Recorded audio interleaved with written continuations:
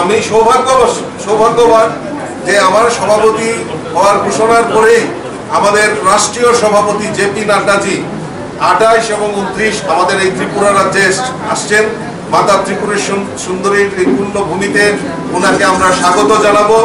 ভব্য কার্যক্রমের মাধ্যমে, সুন্দর কার্যক্রমের মাধ্যমে আমাদের রাষ্ট্রীয় সভাপতিকে স্বাগত জানাবো। আমাদের নবনির্বাচিত সভাপতিকে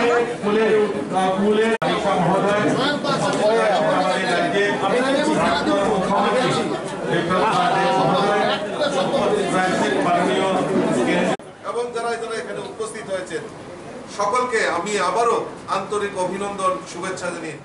Don't forget to like, share and subscribe to East Mojo. For any queries, put them down in the comments section below and press on the bell icon for notifications.